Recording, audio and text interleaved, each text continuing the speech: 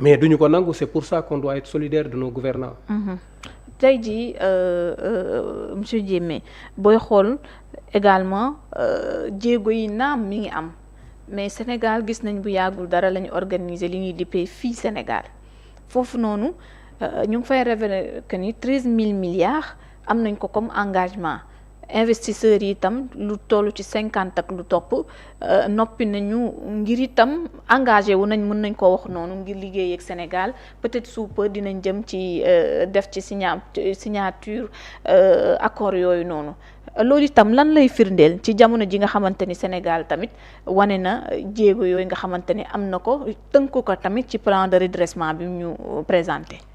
Aïda li nga wax nii man dama ciy kontaan parce que da ngay dellu siwaat léegi-léegi ci li ma doon wax. Moody's mu ngi dégradé fële suñu note. fii la confiance s'installe encore avec 13 000 milliards d'engagement.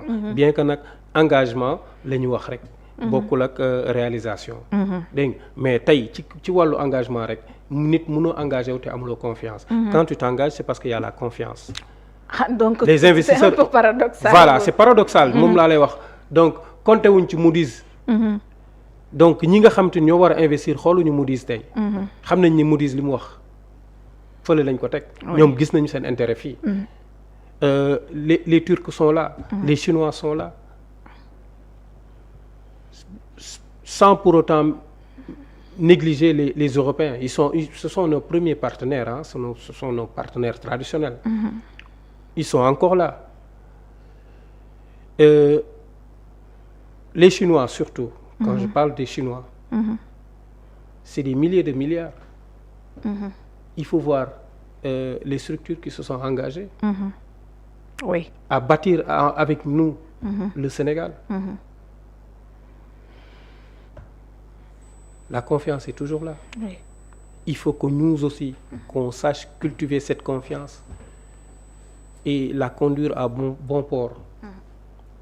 Nous, Sénégalais aussi, qu'on sache payer nos impôts. mais foofu nag sénégalais yi monsieur Diémé foofu doon nañu bon bokk ñenn ci ñu ko gisee woon da nga wax ni wàllum impôt ba ñu wanee plan de redressement bi ñu ne en tout cas pàcc bu mag foofu ci foofu lañ nar a sukkandiku Sénégal pour départ ci redressement bi nga xamante ni am na ñu ci ëpp jàpp ni loolu luy diis la ci ndodd ñi nga xamante ni ñoom ñoo di sénégalais yi nga xamante ni gis nañu tamit ñu ci ëpp seen pouvoir d'achat demeetul noonu gis nañu impôts yi ci assemblée nationale la nga xamante ni def nañ ko ci code général des impôts ak la ñu ca soppi foofu it am na ñoo xamante ni seen gisin an na épousé wuñ ko en tout cas ci nguur gi orientation yi nga xamante ni amoon na ko. waaw xam nga man damay wax toujours li tax ñu naan état du faillite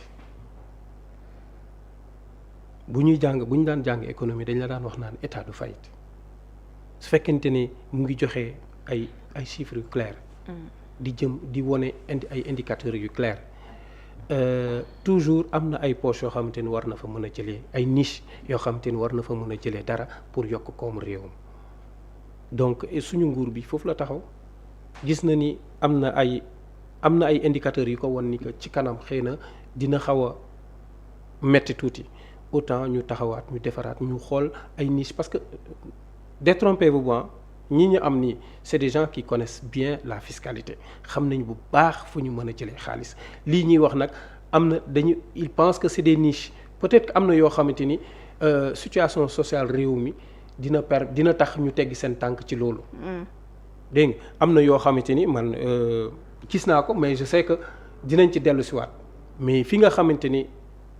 pointé nañ du doigt nii fa la ñuy jëm yu ci bëri dinañ ko appliquer te bu ñu ko appliquer dinañu am li ñu bëgg. surtout côté industrie minière bi lépp luñ ci bëgg mën nañ ko ci am.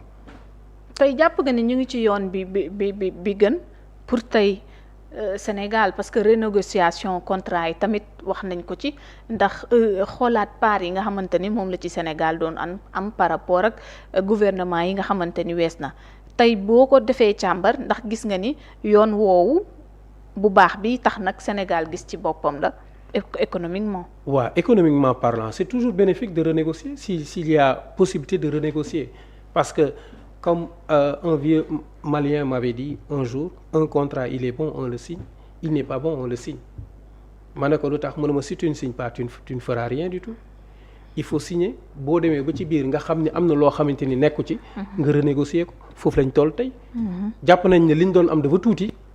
oui mais tey ñëpp xam nañ ni exploitation bi. dañu wax ni ressources yi Sénégal moo ko moom population sénégalaise ñoo ko moom. ci négociation bu njëkk ba il faut voir que ñun amuñu woon boobu expertise ah. d'ailleurs les 3 premiers contrats yu ñu signé doonuñu woon wax kii bi ci génnee nuñ koy waxati li ñuy wax wàllu sous-traitance bi. J'ai oublié le nom mais ça va me revenir tout à l'heure ci premier contrat bi amul woon partie boo xamante ni société sénégalaise yi mën nañ ci intervenir mais c'est après expérience la ñu jàpp ni yeneen entreprise yeneen contrat yi nga xamante ni mooy mujjee ñëw ci yooyu nag la ñu dugal mooy le contenu local laa bëggoon wax. contenu local amu ci woon ci les premiers contrats mais ci contrat yu mujj dañ ci dugal contenu local. parce que expérience moo leen ko may benchmark xëy na moo leen ko may mais ba tey sur le même sillage part yi nga xamante ni jàppoon nañu Petrosen war na ko ci mën a am mais dañuy yokkaat dañuy bëgg a toujours. mu gën a yokk parce que tey ak problème yi ñu am nii yëpp yi ñuy wax nii yëpp mais c'est important que ñu soutenir cet état sur cette lancée là su ko defee ñu gën a mën a yokk suñuy part. dëkk gën a mën a am koom. yëg sukkali entreprise yi également ndax foofu itam yan orientation lañ ci mën a jël ndax tout à l'heure yaa ngi wax ci petite et moyenne entreprise yi foofu itam nguur gi am na liggéey bu am solo boo xamante ni taxaw na ko fa ngir ñu jaar fa itam foofu it ay résultats génnee fa foofu yoon yan lay war a doon. yoon yi nga xamante ni moo fi nekk mooy. en fait tracé woon nañ ko bu yàgg parce que boo xoolee ci sous-région bi yëpp boo defee tuuti benn li Sénégal am ci wàll boobu Sénégal li mu teg ci wàll boobu pour dimbali petite et moyenne entreprise benn dëkk tegu ko fi benn dëkk en fait dëkk yi dañuy sax copier ci Sénégal. maanaam institution yi ñu fi teg banque yi ñu fi teg yi nga xamante ni war nañ mën a jàppale les PME. am na des institutions yu ñuy wax comme. FONGIP moom laay njëkkee institution boo xamante ni tey dina permettre PME yi ñu am une partie des garanties réclamées par les institutions financières par les banques sachant que la majeure partie de nos terres ne sont pas immatriculées parce que le premier facteur de l'accès au financement c'est l'accès à la terre si vous avez un titre foncier ou un bail il suffit juste d'avoir une activité parce que quand on parle de PME ou de PME c'est parce que vous avez une activité donc qu'est-ce qui vous empêche d'avoir accès au financement c'est les garanties mais sachant que nos terres ne sont pas immatriculées la majeure partie des maisons qui sont ici ou bien des terrains qui sont là ce sont des délibérations sachant que avec une délibération aucune banque ne peut avoir une garantie une sûreté réelle ils peuvent pas pratiquer d'hypothèque sur les titres précaires donc ci loolu moo waral ñu indi FONGIP ñu teg ko bi ñu tegee FONGIP war na mën a jàppale sur les kii prioritaires nu ñu koy wax sur les activités prioritaires lu mel ni agriculture lu mel ni industrie ak yeneen yu ma mënul lim fi yëpp FONGIP dafa taxaw pour accompagner képp koo xamante ni jébal nga ko sa business plan nga dem seeti banque war la ci mën a taxaw. voilà bu weesoo loolu aussi am na fi DER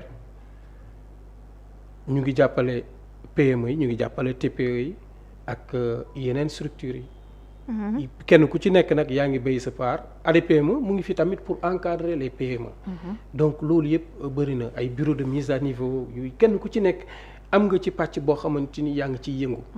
di fexe PME yi di mën a émerger beneen bi aussi y a les organisations patronales qui forment également les entreprises qui adhèrent à leur structure. ñoo leen di tàggat. ñu ngi leen di tàggat aussi di fexe aussi di leen jox l'information la bonne information pour ñuy mën a di avoir accès à des marchés donc loolu yëpp effort ku nekk mu ngi jéem ci sa wàll mu ngi jéem ci sa port naam nag gouvernement bi muy gunge ñëpp nag ci loolu ñu ngi jéem ci wàllu agriculture ñu ngi ciy taxaw ñu ngi ciy def ay jéego donc je félicite au passage le ministre de l'agriculture parce que am na ay jéego yu mu defoon ci wàllu xam nga ñun suñu affaire yëpp ay fête la donc bu tabaski ñëwee korité ñëwee bu ñu amee soble ak pomme de terre bu ñu feetoo wala màggal ñëw wala appel ñëw bu ñu amee soble bu doy pomme de terre bu doy ça va macha allah te cette année je pense qu'il a réussi pour le moment année bi ñag jeexagul ubbi na gis naa ne récemment ubbi nañu importation yi pour ñu jël soble bi nga xamante ni ñu ngi ko béyee à l'étranger mais li ñu béy fii dundaloon nañu téewoon nañu te à des coûts yoo xamante ni c'est accessible à la population te ñëpp ci gis seen bopp loolu aussi bu fekkante ne nguur mu ngi doxal bu amee ay jéego nañ ko wax waaw le ministre Mabouba Diop Mabouba Diagne ministre de l'agriculture voilà ministre de l'agriculture mu ngi def liggéey bu mucc ayib te terewul nag mu ngi continuer di accompagner te gis naa ni récemment lancé nañu benn appel d'offre pour jëndi ay tracteurs yi bu ñu ko jëndee pour lan la pour dooleel mbay mi la te foofu wax nañ fa bu ñu fa sukkandikoo mbay mi gën na gaaw ngir gën a yëkkati koom foofu nag nañu wax souveraineté alimentaire nañ ko wax foofu mun nañ ko wax tuuti mun nañ ko waxtaane souveraineté alimentaire